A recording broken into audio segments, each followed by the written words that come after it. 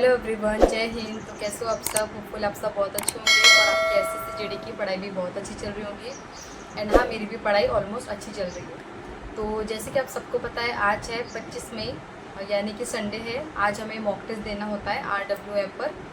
तो मैं आपको एनालिसिस शेयर करती हूँ पूरा, मेरा कितना स्कोर रहा है एंड क्या कौन से सब्जेक्ट में मुझे कम नंबर आए हैं एंड कौन से क्वेश्चन मैंने रॉन्ग किए। मैं आपके साथ हर संडे को एनालिसिस शेयर करती हूँ।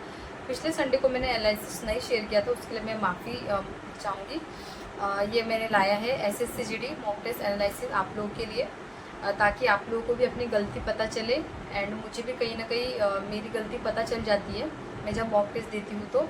एंड मेरे कौन कौन से क्वेश्चन गलत होते हैं, किस सब्जेक्ट पे मुझे ज़्यादा फोकस करना चाहिए, वो मुझे पता चल जाता है। फिर मैं हर संडे को मॉक टेस्ट लगाने के बाद मैं डेली वीक का टारगेट अपना बनाती हूँ। फिर टारगेट बनाकर उसके हिसाब से मैं पढ़ाई करती हूँ। फिर नेक्स्ट संडे को जब मैं मॉक टेस्ट देती हूँ तो मेरा उस सब्जेक्ट में कहीं ना कहीं अच्छा स्कोर देखने को मुझे मिलता है। और वैसे भी अभी हमारा एग्ज़ाम को काफ़ी ज़्यादा टाइम है, तो अभी से अगर हम अच्छे से पढ़ाई करेंगे। और मैं अपनी बात करूँ तो मेरा सिलेबस कंप्लीट हो चुका है एंड जिन लोगों का सिलेबस कंप्लीट नहीं हुआ है उनके लिए भी काफ़ी ज़्यादा टाइम है। अगर वो अपना 3 महीने में सिलेबस भी कंप्लीट कर लेंगे और 2-3 महीने अच्छे से मॉक टेस्ट देंगे, प्रैक्टिस सेट लगाएंगे, अपनी गलती उन्हें पता चलेगी, तो उनका भी स्कोर अच्छा आने लगेगा एंड उनका सिलेक्शन भी हो सकता है होपफुली। तो आज मैं आपको बताऊंगी कि मेरा जो स्कोर रहा है वो पिछले बार से कम रहा है। मैं पिछले बार की बात करूँ तो मेरे 160 में से 140 नंबर आए थे। उसके बाद मेरे डायरेक्ट 109 नंबर आए। देन उसके बाद पिछले हफ्ते में मेरे 130 नंबर आए थे एंड इस बार मेरे 109 नंबर आए। तो कहीं ना कहीं अगर मैं शॉर्ट्स अपलोड करती हूँ तो मुझे कमेंट करके लोग बोलते कि इतना तुम्हारा उस दिन इतना ज़्यादा था, फिर इतना कम कैसे हो गया। तो देखो, ये मॉक टेस्ट वो कहीं ना कहीं क्वेश्चन टफ डाल देते हैं उसके अंदर, और किसी किसी मॉक में इजी क्वेश्चन रहते हैं, यानी कि जो लेवल होता है वो चेंज होता रहता है। जैसे अगर हम SSC GD रियल एग्जामिनेशन की बात करें तो 2024 का पेपर इजी आया था एंड 2025 का हमें अच्छा खासा देखने को मिला है। तो वैसे मॉक टेस्ट का भी होता है, हर संडे को जो मॉक टेस्ट हम लगाते हैं तो कहीं ना कहीं हमारे नंबर ज़्यादा भी आ जाते हैं एंड कहीं कहीं हमारे नंबर कम भी रहते हैं। एंड आज की मॉक टेस्ट की बात करूँ तो जो था अच्छा खासा था, उतना मैं टफ भी नहीं बोलूँगी एंड मैं बहुत ही ज़्यादा ईजी भी नहीं बोलूँगी। हिंदी में जो 5 नंबर का जो हमारा कॉम्प्रिहेंशन होता है, यानी कि जो गद्यांश होता है, वो कहीं ना कहीं थोड़ा अच्छा पूछा था। और मैथ्स की बात करें तो मैथ्स में क्वेश्चन जो थे वो इजी थे। इजी की बात करें बट टाइम कंज्यूमिंग थे। एंड मैंने अभी मेरा दिल्ली पुलिस का जो मैं सिलेबस कंप्लीट कर रही हूँ मैथ्स का, उसमें मेरा जो 3D एंड 2D डायमेंशंस वाले जो क्वेश्चंस आते हैं वो मेरा अभी होने का है, यानी कि मेंसुरेशन अभी मेरा होने का है। मुझे वो क्वेश्चन नहीं जमे आज के, लेकिन जब मैंने एनालिसिस किया, यानी कि जब 1 घंटे का पेपर हमारा मॉक टेस्ट होता है, उस पर जो मैं एनालिसिस करती हूँ तो मैंने क्वेश्चन जब देखे तो कहीं ना कहीं मेरे क्वेश्चन बहुत ही ज़्यादा रॉन्ग हुए हैं। तो रॉन्ग मेरी गलती की वजह से मैंने आपको बताया ना कि मैंने मैथ्स में प्रैक्टिस अभी अच्छे से मैं नहीं कर रही हूँ, थोड़ी बहुत ही कर रही हूँ उसमें से।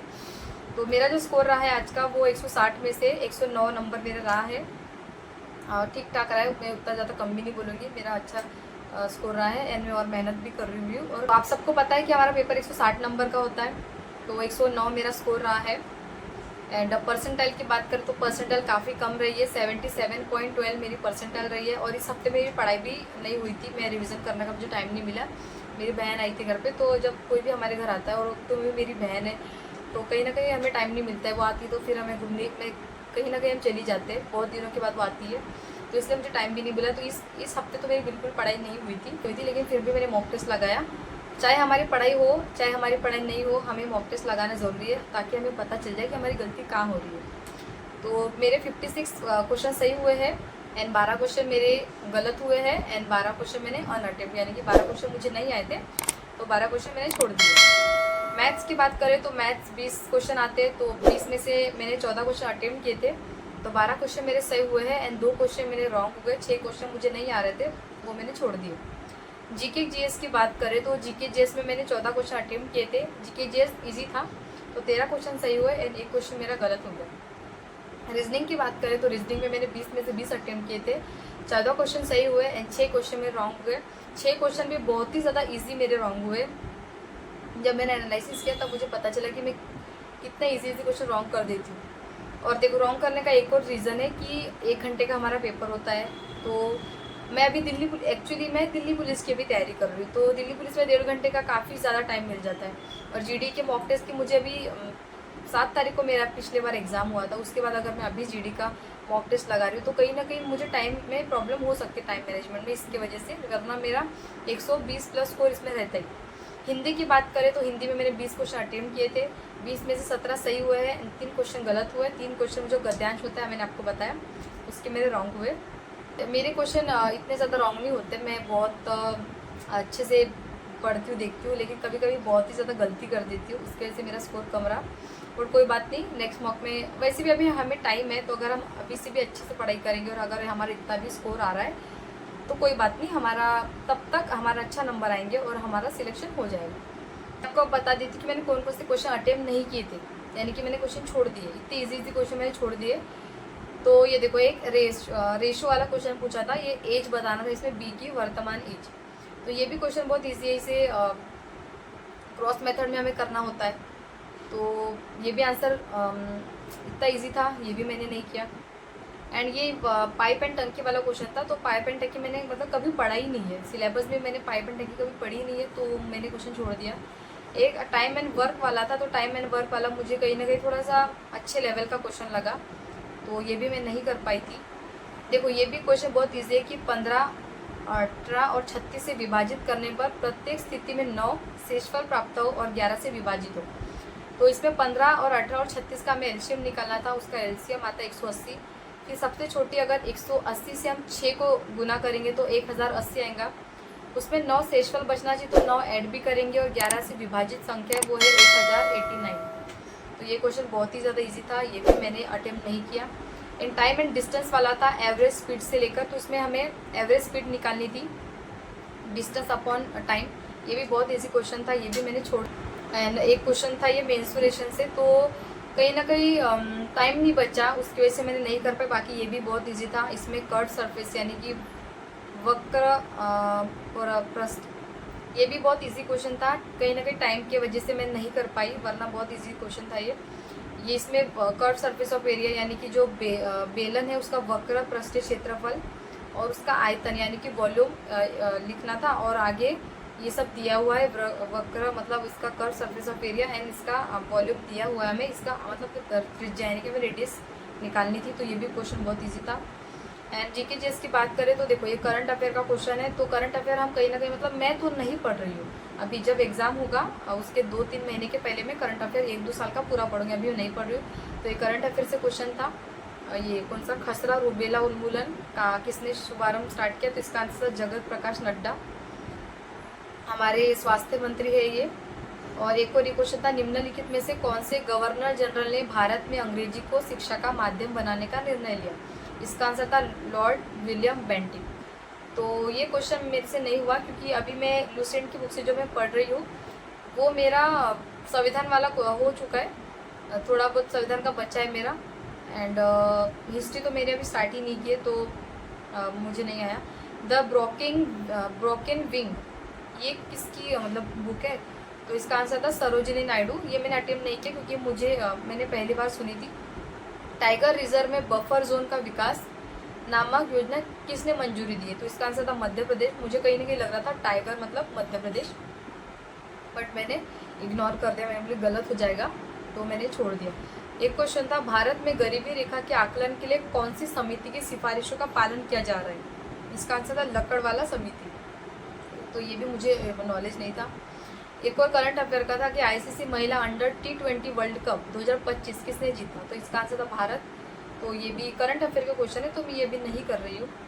एंड छोड़ दिए थे, यानी कि इतने इजी क्वेश्चन मैंने छोड़ दिए। तो आप देख ही सकते हो कि मेरा स्कोर 100 प्लस आ सकता था, बट मुझे लोग कमेंट जो करते हैं फालतू की, वो उन्हें मैंने चेंज नहीं कर सकती, वो उनकी मेंटालिटी है। अब मैंने कौन कौन से क्वेश्चन रॉन्ग किए वो मैं आपको बता देती हूँ। इस से क्वेश्चन था, ये मुझे मेरा गलत हो गया, बाकी इजी है ये।